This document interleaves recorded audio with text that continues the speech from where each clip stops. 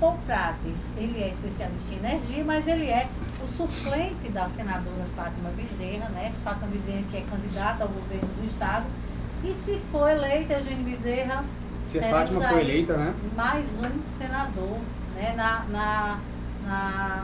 Na bancada do Rio Grande do Norte. Boa noite, Jean Paul Prates.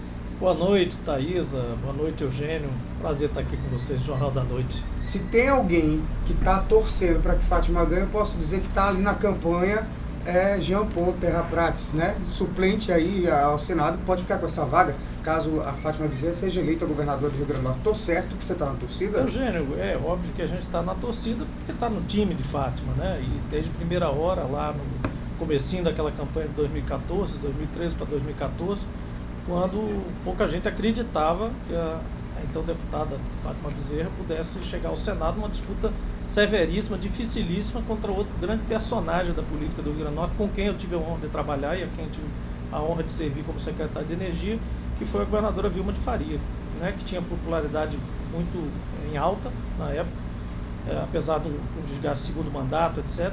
E Fátima, então, teve um ato até de coragem dentro do próprio PT, houve muita discussão sobre isso, e infelizmente deu certo e nós estamos aí na... E é isso que chama a atenção, porque você era do time de Vilma de Faria, ela que te trouxe para cá, para o Rio Grande do Norte, através de alguns projetos, você se tornou secretário ali de governo. E como é que de repente você foi parar para ser o suplente de Fátima Bezerra, na verdade, a principal adversária política dela, o que eu digo é que eu continuei no mesmo lugar, e disse isso à própria governadora Vilma, quando fui a ela informar que estaria me filiando ao PT e entrando na vida política pela primeira vez na minha vida, me filiando a um partido, e a convite de Fátima, e disse a ela, olha, infelizmente, eu particularmente considero que quem mudou de lado foi a senhora, foi para um lado de pessoas que eram seus adversários. Eu continuei do lado da esquerda, do lado de Fátima e do lado de Vilma, do lado vermelho. Porque Vilma e Fátima sempre foram aliados. Exato, e de esquerda, e Partido Socialista Brasileiro, o PT, enfim, o PCdoB, todos simbolizados aí, né, principalmente aqui nos interiores, pela bandeira vermelha. Então, assim, eu realmente considero que eu estava parado, fiquei no mesmo lugar, estou no mesmo lado até hoje. Como foi que se deu essa história de você ser suplente de Fátima? Você já era próximo dela? Como foi essa aproximação? As pessoas às vezes ficam perguntando, como é que Jean Paul foi parar no PT e foi parar na suplência? E tanto outros petistas que estavam lá mais tempo, eu acho que sim, imagino que eles queriam esse lugar. Nós tínhamos uma relação muito boa em relação a um projeto especificamente vinculado à região do Mato Grande, do Litoral Norte, que era a Rota dos Ventos, que envolvia toda uma integração dos municípios que margeiam a rodovia BR-406, que é a que justamente conduz Natal a Macau. E a gente estava trabalhando já há 2 anos com o mandato em relação a isso. Então nós nos aproximamos, tivemos uma relação de trabalho muito efetiva com o próprio gabinete, com a própria equipe do mandato de Fátima, e com isso foi rolando até 2013, eu decidi me filiar. Em 2014 houve um processo de escolha, porque no PT, as pessoas às vezes têm uma dificuldade de entender isso, eu mesmo tinha, não existe imposição de ninguém, não existe cacique, né? Fátima escolheu seu suplente, seu segundo suplente, tudo isso foi escolhido num processo democrático interno, com as correntes participando, há várias correntes no partido, são como se fossem partidos dentro do partido, e essas correntes então trouxeram o meu nome, disputei com mais 2 outros nomes e fiquei com essa honra, né, de estar ali naquele processo, ainda candidato a Azarã naquela época, e fomos aí à luta, não houve nenhuma negociação do tipo. Naquela época era muito em moda, né, você ter suplentes que financiavam campanha, não houve nada desse tipo, simplesmente eu me filiei ao partido e fui escolhido como suplente até para fazer interlocução com o meio empresarial. Aí você disse que ela foi uma candidata a Azarã como Senado, você acha que ela continua candidata a Azarã agora na disputa pelo governo? Absolutamente. O mandato do Senado elevou Fátima a um outro patamar. Evidentemente que houve um processo de crise institucional no país, que a levou a uma parte do mandato ser mais combativa, né, e se engajar num discurso nacional, mas ela nunca perdeu a conexão com os problemas do Estado, com as suas emendas, com os seus trabalhos, o próprio trabalho do mandato, a vigilância e todo esse processo que um mandato de senador requer que a gente tenha, governar ou legislar e atuar para todos do Estado e não apenas para os seus grupos ou para as suas cidades. A gente está aqui conversando com Jean Paul Prates, ele é suplente da senadora Fátima Bezerra. Se a senadora Fátima Bezerra foi eleita governadora, vai assumir a vaga, né? vaga de senador, vaga de senador, né? como suplente. Jean Paul, hoje a gente vê em todas as pesquisas mostrando Fátima muito à frente. Você que está no time, como você colocou bem aí agora há pouco, você acredita que essa eleição seja uma eleição resolvida num primeiro turno, em função desses resultados que a gente vê? Gostaria muito, Eugênio, gostaria muito, mas isso é o meu desejo, não absolutamente nenhum tipo de observação ou comemoração antecipada. A eleição é um processo difícil, complicado, como vocês mesmos mencionaram, as pesquisas às vezes refletem um pouco da vontade também de quem as contrata. Então, no caso de Fátima, claramente ela está na frente dos demais. O quanto é que é a dúvida, né? Nesse processo das antepenúltimas e das penúltimas pesquisas, Thaisa está aqui, acompanhou vários processos eleitorais, sabe muito bem que o ajuste se faz na última pesquisa, que os institutos passam a levar mais para a realidade do dia da eleição, porque até lá tudo pode mudar ainda, né? Então você pode ajudar a turbinar um candidato e se ele fizer a sua parte, ele pode se aproveitar de um resultado de uma pesquisa mais favorável.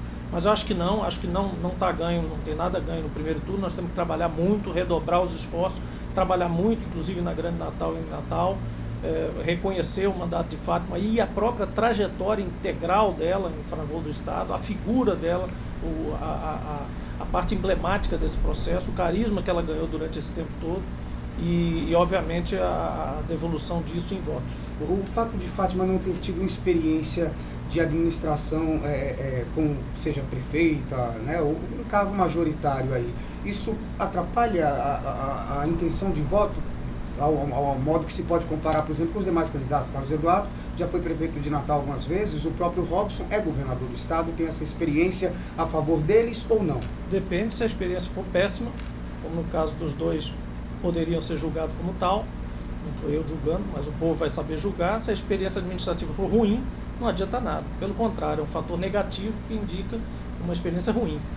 No caso de Fátima, a experiência legislativa dela, de pensar o Estado, de pensar para legislar, de pensar para conseguir emendas, para eleger prioridades, ajuda tremendamente. É como se fosse uma experiência administrativa direta, sendo que na questão administrativa especificamente, você sempre conta com equipes boas. Nesse caso, tanto o PT quanto o PCdoB e o PHS também, contam com quadros. Nós podemos mostrar isso, e eu posso testemunhar isso claramente, na realização do plano de governo. O plano de governo foi realizado a várias mãos, com muita gente, com muitas discussões e com muitos especialistas, pessoas que vocês mesmos conhecem aqui de entidades não só federais como estaduais, pessoas de universidade, enfim, grupos técnicos da mais alta qualidade, principalmente em gestão do Estado. Inclusive com apoio, e tendo já discutido isso, com os próprios auditores fiscais, com os servidores, etc. Por fim, eu digo o seguinte, a experiência legislativa de Fátima é extremamente interessante para um Estado em crise, quando você precisa negociar com sindicatos, negociar com categorias, abrir novos caminhos. Essa experiência de legislar, que é fazer o futuro, é extremamente importante. Você falou aí de toda uma equipe especializada que está na elaboração do plano de governo de Fátima. E aí a gente viu a divulgação de que o plano dela teria sido um Ctrl-V, Ctrl-C do Piauí, do candidato do Piauí, né? E aí, como é que você vê isso? Thaisa, o programa... já que você está aí, eu fiz parte desse processo, né? O processo o programa de governo de Fátima tem mais de 90 páginas. Todos eles são com diretrizes e propostas. Onde apareceu a palavra piauienses era numa diretriz genérica, como quem copia os 10 mandamentos, bota não matarás lá. Uma diretriz genérica que de fato foi inspirada, como vários outros pontos no programa do Maranhão, do Flávio Dino, muito bem sucedido, popularidade em alta, reeleito praticamente. O Wellington Dias, que é meu amigo pessoal, amigo de Fátima também.